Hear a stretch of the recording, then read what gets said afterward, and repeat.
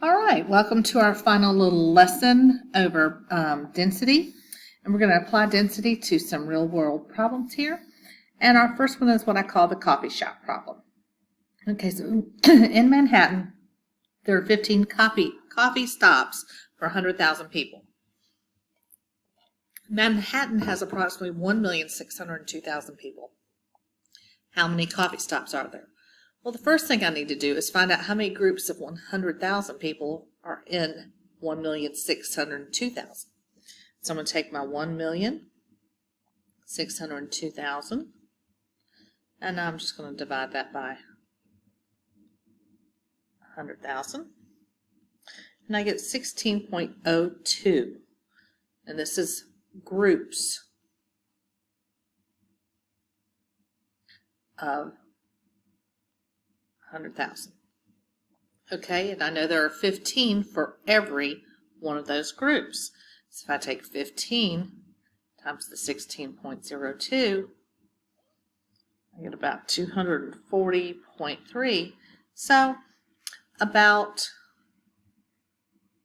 240 coffee stops.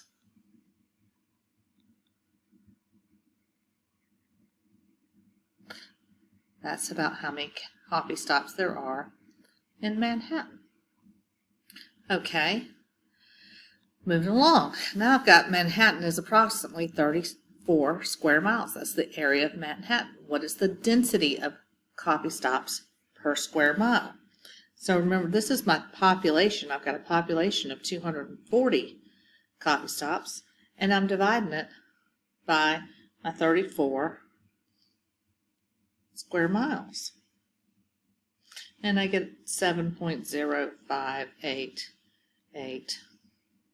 So I have about 7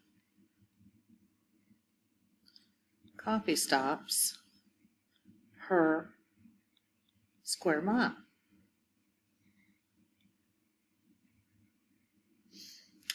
Okay. Now, on average, each person in Manhattan goes to a coffee stop 3 times a week. So every person 3 times a week to buy a cup of coffee. About how many cups of coffee does each coffee stop serve each day? So I'm going to be going from weeks to days. So let's first think about how many cups of coffee get sold. I know I've got 1,602,000 people.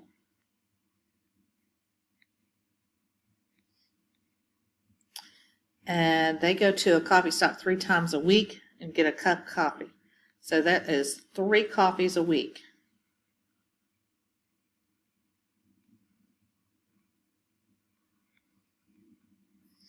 So I get what?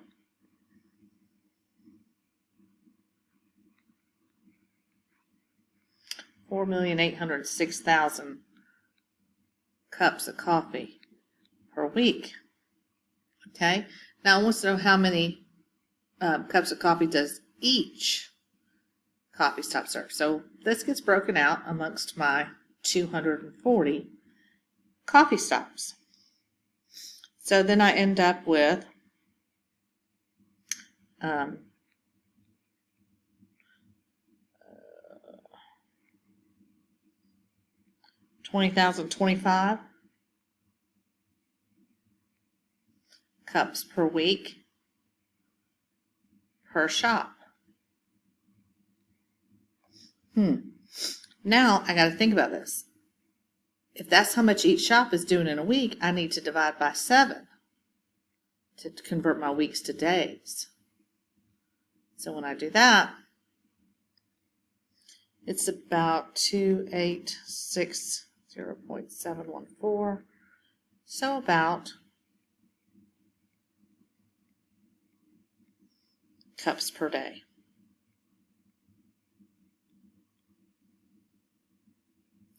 Each shop.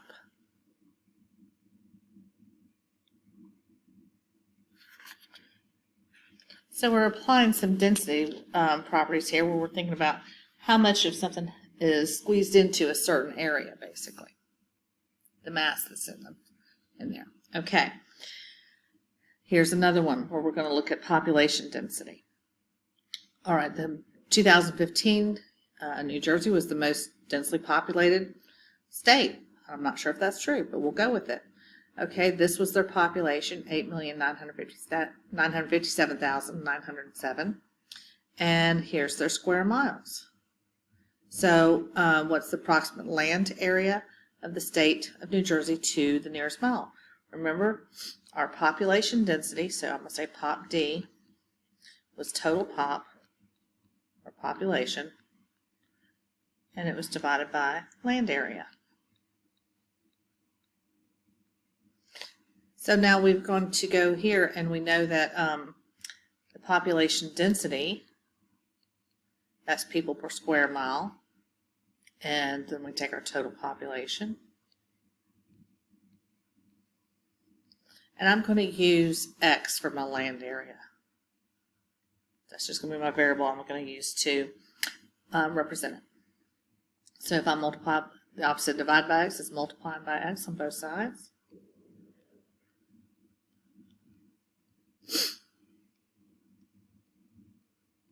Okay, to isolate X, I'm going to divide both sides. And end up with X is approximately equal to 7353.99. So I'm going to say about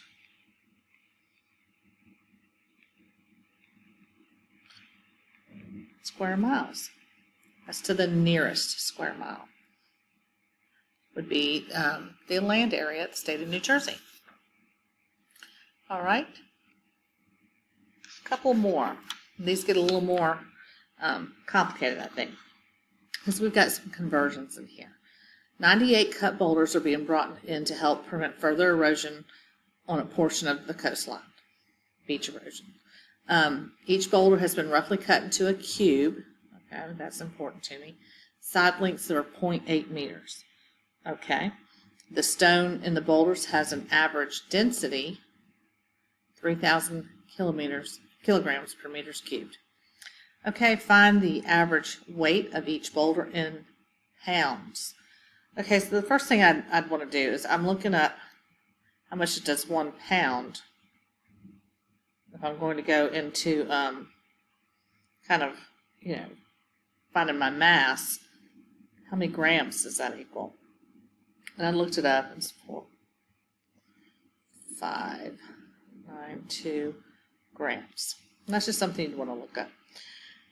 Okay, so first of all, find the average weight of each boulder in pounds to the nearest tenths. First of all, I know that my density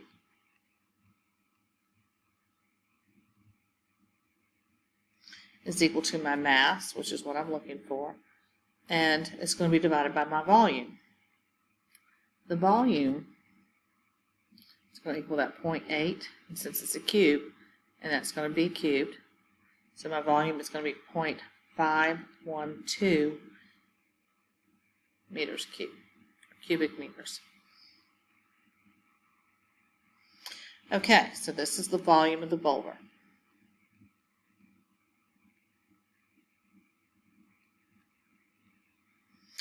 Okay, so now I'm going to multiply both sides by 0.512, and I end up with 1536 kilograms. My meters cubed is going to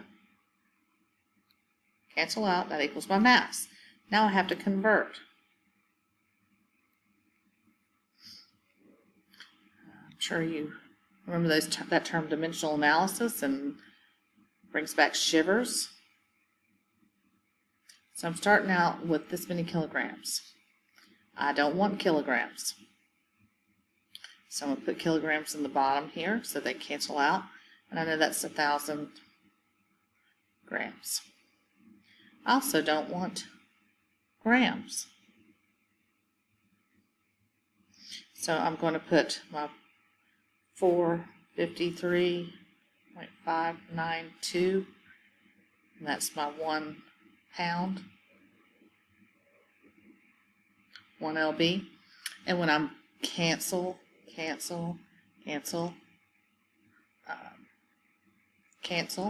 then you multiply straight across, you get, it's approximately 3,386.3 pounds. Now, a dump truck carrying with a capacity of 28,000 pounds is used to transport the boulders to the coastline. How many trips will it need to take? Okay, well, when I think about that, I'm going to take my 28,000 pound capacity, and I know I'm going to divide this by how much a boulder weighs. And I get something like 8.2686 boulders. Well, guys, you can't transport part of a boulder, and you cannot go over 28,000 pounds.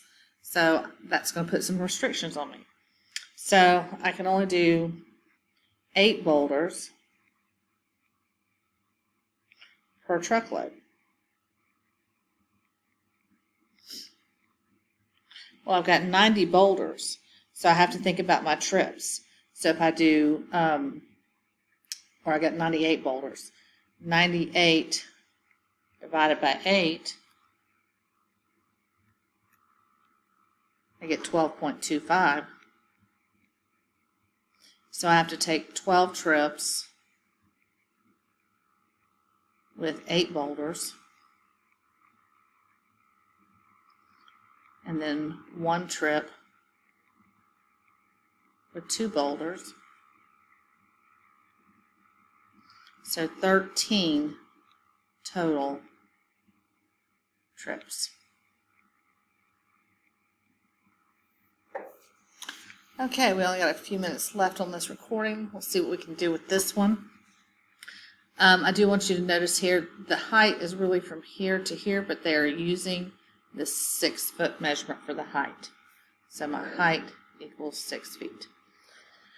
Okay, so now we're going to be looking at the volume of this and comparing it to our BTUs. So I'm going to do volume of my prism, a rectangular one, plus volume of my prism, and it's going to be the triangular one. Okay, so here I'm going to have my volume equals area of the base times height, plus volume equals area of the base times height. And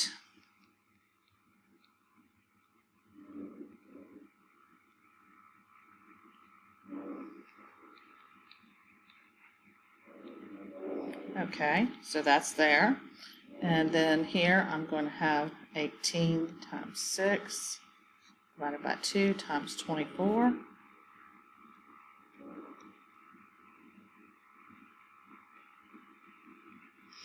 Okay, so then the total there is 5,184 cubic feet of airspace. But now up here it says for the BTUs you have to do 2.5 per cubic foot of airspace. So 2.5 times our amount of airspace plus 1,000 in addition, 1,000 for each window in the room, and this one has 4 windows. So this would mean that I have a need of 16,960 BTUs. All right, guys, and that's going to do it for now. If you have any questions or concerns, come ask me in class or hit me up through It's Learning. I hope you have a great day, and we'll see you in the next lesson.